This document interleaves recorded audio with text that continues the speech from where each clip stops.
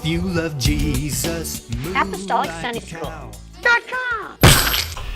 Hello and welcome to ApostolicSundaySchool.com. Today we're going to do a very cool lesson, and this lesson is based on 2 Samuel chapter 22. Now David was kind of bragging on God, telling everybody how awesome God was. He spake unto the Lord the words of this song, how the Lord delivered him out of the hand of his enemies, out of the hand of Saul. And he said, the Lord is my rock, my fortress, my deliverer, the God of my salvation, in him will I trust, and on and on. And he talks about, I will call on the Lord who is worthy to be praised, so shall I be saved from my enemies. That's verse 4. Verse 5, when the waves of death compassed me, the floods of ungodly men made me afraid. The sorrows of hell compassed me about, the snares of death prevented me. In my distress, I called upon the Lord, and I cried to my God. So when you're in trouble, you need to call on God. Don't just sit there and pout. Call on God, because he can do something about it.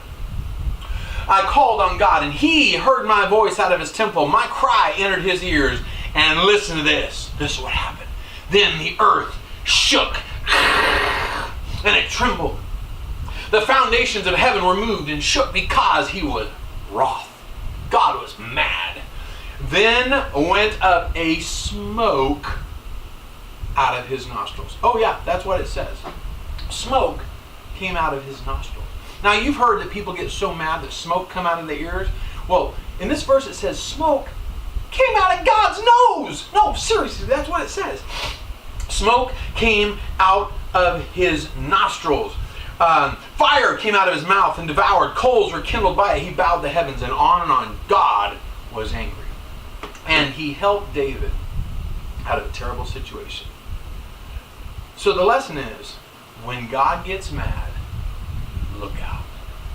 Now, I wonder what smoke would look like coming out of God's nose. And I really don't know, but I wonder if it might look something like, maybe a little bit like this.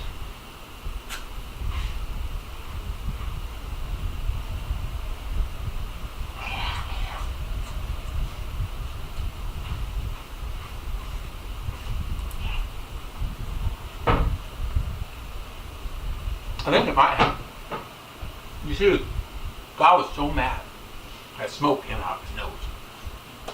And what I have here are just cheese puffs, Cheetos cheese puffs, dipped in, get this, liquid nitrogen. Yes, there's liquid nitrogen in here. And when the two mix, magic happens, because you can bite it.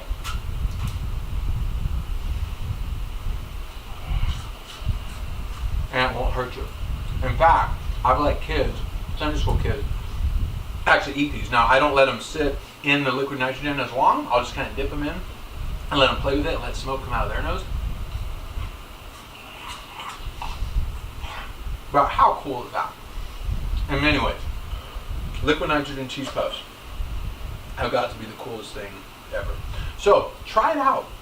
Liquid nitrogen is not as hard to get as you might think. Go to a welding supply place and you can usually get it for about $3.25 a liter.